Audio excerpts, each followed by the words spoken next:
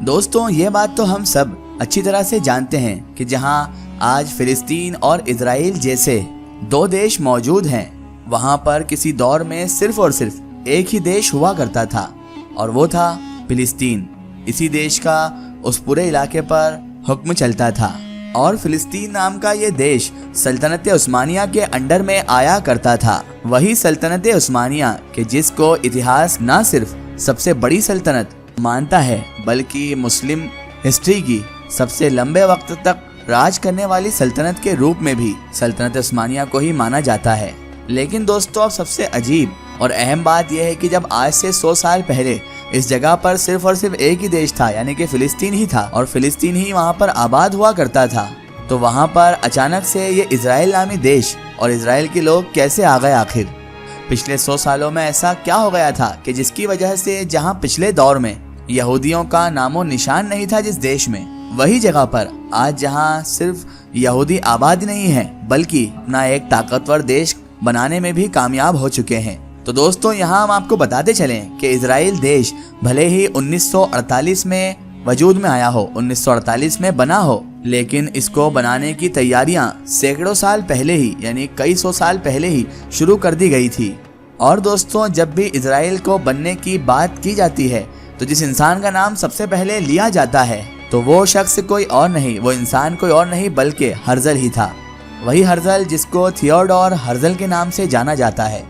दोस्तों यही इतिहास का वो सबसे पहला इंसान था कि जिस इंसान ने यहूदियों के दिमाग में फिलिस्तीनी इलाके में अपना एक नया देश बनाने का आइडिया डाला था। लोगों के दिमाग में सबसे पहले इसी हर्जल नामी इंसान ने ही फिलिस्तीन के अंदर इजराइल नामी एक अपना खुद का देश, यहूदियों का देश बनाने का आइडिया डाला था। और इस हर्जल नामी शख्स ने बाकायदा यहूदी धर्म में एक ऐसी मुहिम चलाई थी कि जिस मुहिम का मकसद सिर्फ और सिर्फ फिलिस्तीनी इलाके में अपना यहूदियों का खुद का एक देश आबाद करना था। क्योंकि दोस्तों हर्जल नामी शख्स ये एक ऐसा कट्टर इंसान था कि जिसका मानना था कि फिलिस्तीन में मौजूद पवित्र शहर यानी यरूशलेम के जिसको हम बैतुल मुक़द्दस के नाम से भी जाना करते हैं, तो इस शख्स का ये मानना था कि उस पर सिर्फ और सिर्फ यहूदियों का ही हक है।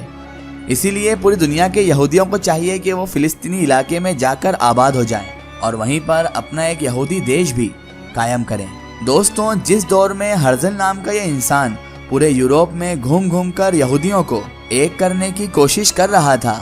उस दौर में सल्तनत उस्मानिया कायम थी और सल्तनत उस्मानिया की गद्दी पर सुल्तान अब्दुल हमीद बैठे हुए थे।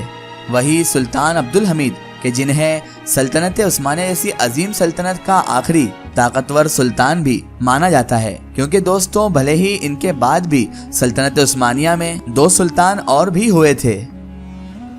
लेकिन वो सुल्तान सिर्फ और सिर्फ नाम के ही सुल्तान थे, क्योंकि उन सुल्तानों के पास से तो ताकत को ही छीन लिया गया था। दोस्तों कुछ यूरोपियन ताकतों का साथ मिलने के बाद हर्जल नामी इस कट्टरवादी शख्स ने सुल्तान अब्दुल हमीद के साथ मिलने की ख्वाहिश जाहिर की और 1896 से लेकर 1902 तक हर्जल ने लगभग 5 बार सल्तनत उस्मानिया के सुल्तान अब्दुल हमीद से मुलाकात की, लेकिन उसके बाद भी हर्जल अपने मकसद में नाकामयाब ही रहा। इतिहासकार लिखते हैं कि हर्जल ने शुरू में तो सल्तनत उस्मानिया के सुल्तान से ये मांग की थी कि वो किसी भी तरह से उन यहूदियों को अपनी सल्तनत में रहने की इजाज़त दे दें कि जिन यहूदियों के ऊपर यूरोप में बहुत ज़्यादा जुल्म सितम हो रहा है, ताकि उन यहूदी लोगों को यूरोपियन लोगों के जुल्म सितम से बचाया जा सके। जिसके बाद सल्तनत उस्मानिया के अजीम सुल्तान अब्दुल हमीद ने उन यहूदियों को यूरोपियन कंट्रियों से अपनी सल्तनत में आने की इजाज़त तो दे दी थी और आबाद होने की इजाज़त तो दे दी थी, लेकिन इस हर्जल नामी शख्स के सामने सुल्तान अब्दुल हमीद ने एक शर्त भी रख दी थी और वो शर्त ये थी कि उन सब यहूदियों को किसी एक जगह पर आबाद नहीं किया जाएगा बल्कि उन सबको अलग अलग इलाकों में आबाद किया जाएगा। जिसकी वजह से हर्जल नामी शख्स अपने इरादों में जो ये मकसद मंसूबा लेकर आया था उसमें नाकाम भी हो गया था। क्योंकि हर्जल का मकसद तो ये था कि वो सभी यहूदी लोगों को यूरोपियन कंट्रियों से लाकर फिलिस्तीन के एक ही इलाके में आबाद करके खुद के यहूदियों के एक बड़े मुल्क को कायम करना चाहता था, जिसकी वजह से अब हर्जल को यूरोप देश वापस जाना पड़ा था। लेकिन दोस्तों जिस दौर में सुल्तान अब्दुल हमीद ने सल्तनत उस्मानिया की बागडोर संभाली थी, ये वो दौर था कि जब सल्तनत उस्मानिया बहुत ज़्यादा कमज़ोर हो चुकी थी और बिल्कुल अपने आखिरी दिन गिन रही थी। लगातार जंग लड़ने की वजह से न सिर्फ सल्तनत उस्मानिया पूरी तरह कमजोर हो चुकी थी, बल्कि बहुत सारी दूसरी अमीर सल्तनतों के कर्जे में भी डूब चुकी थी। और इसी बात का इस हर्जल नामी शख्स ने भरपूर फायदा भी उठाया और एक बार सल्तनत उस्मानिया के सुल्तान यानी सुल्तान अब्दुल हमीद के पास जाकर उन्हें यह ऑफर दिया कि अगर वो हम यहूदियों को फिलिस्तीन की ज़मीन अता कर देंगे तो वो यानी हर्जल उसके बदले में न सिर्फ सल्तनत उस्मानिया का हम सारा कर्ज चुका देंगे, बल्कि साथ ही साथ उस कर्ज के अलावा भी सल्तनत उस्मानिया को इतना सारा माल और दौलत देंगे कि जिसकी वजह से सल्तनत उस्मानिया एक बार फिर मजबूती के साथ खड़ी हो सकेगी। लेकिन दोस्तों, सल्तनत उस्मानिया के ताकतवर सुल्तान अब्दुल हमीद ने न सिर्फ इस ऑफर को ठुकरा दिया, बल्कि साथ ही साथ वो अल्फाज कहे कि जो इतिहास में हिस्ट्री में हमेशा हमेशा के लिए अमर हो गए। सुल्तान अब्दुल हमीद साहब ने हर्जल को जवाब दिया कि मैं हर्जल से गुजारिश करता हूँ कि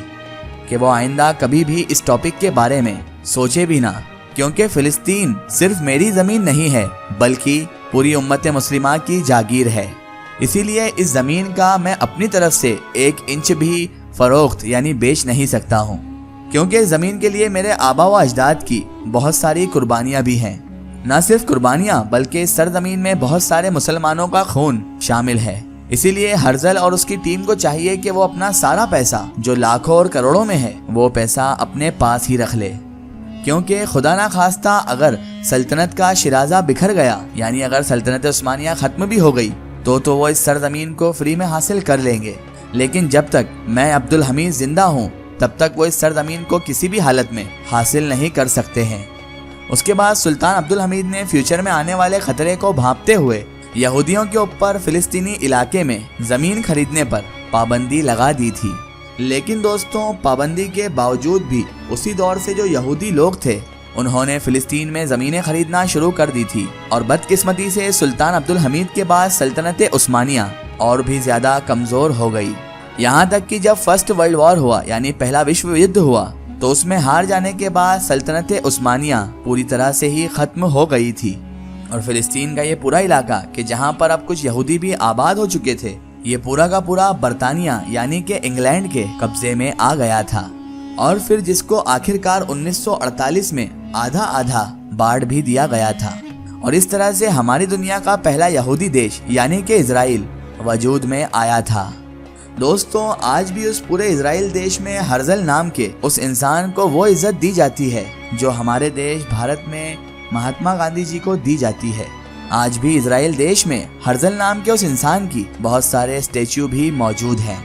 दोस्तों, अगर आप लोग चाहते हैं कि हम हर्जल की हिस्ट्री पर भी एक कंप्लीट वीडियो बनाएं, एक कंप्लीट मुकम्मल उसकी डॉक्यूमेंट्री बनाएं, तो आप लोग हमें कमेंट करके ज़रूर बताइएगा। फिलहाल आज की वीडियो में सिर्फ इतना ही। वीडियो पसंद आने की सूरत में इसे लाइक और अपने फ्रेंड सर्कल में शेयर ज़रूर कीजिएगा। इसी तरह की इन्फॉर्मेटिव और हिस्टोरिकल वीडियो के लिए हमारे चैनल को सब्सक्राइब करना ना भूलें और बेल नोटिफिकेशन को लाजमी दबाएं।